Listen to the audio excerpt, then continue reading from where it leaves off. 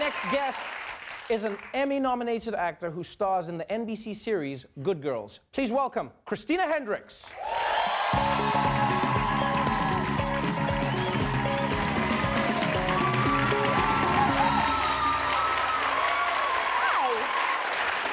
Welcome to the show. Thank you for having me. Thank you so much for being here. So many people are fans of yours from Mad Men. And Thank you. And in many ways, your character on Mad Men was regarded as a feminist icon. She was someone who was breaking through in a world that was definitely not designed for her to break through. Some people have said that your new character is a feminist icon as well, a woman fighting for her own thing in the world. Would you agree with this?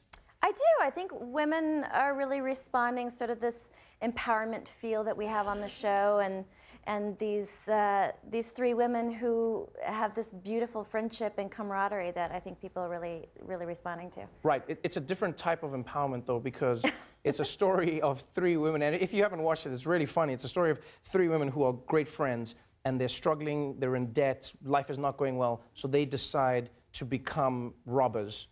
And they rob a store, which is a different type of empowerment. I mean, I'm all for it, but it's like, it was crazy. Worst decision ever. Yeah. Right. Didn't really think it through. Right. And what's really fun, though, is like, the core of it is still the friendship in the story. Is that something that's become a dynamic in the actual taping of the show?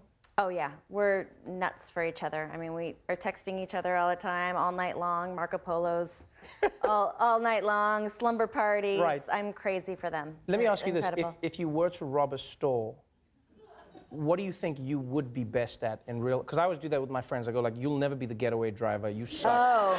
And I go like, What role would I I would play? handle weapons. I would like, you know what? We always trying to figure. Do you know what you would be best at? I would not be the getaway driver either. No, I would probably be good at lies and distraction.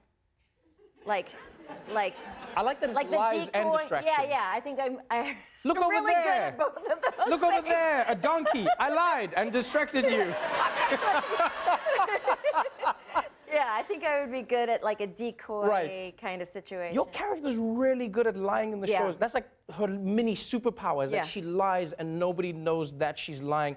That's one of those questions where I go like, is that something you brought from the real world? Or is this a skill that you developed for the role? It started out, I think, in the pilot, and we decided that it was funny that she could just sort of switch into this incredible line, because she's Right. like a mom and a wife, and you wouldn't expect it.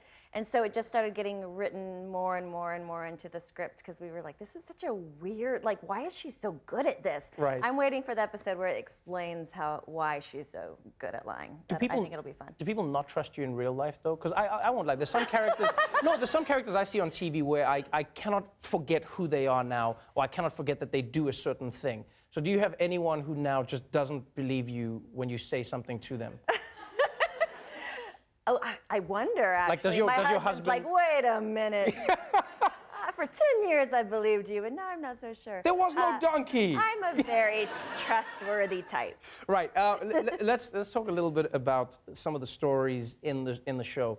I've really been impressed by how it is funny, it is heartfelt, it is a story about friends and family, but there are, stories that touch on what's happening in the real world. One of the storylines, for instance, is where your character helped a friend of hers who was being sexually harassed by her boss.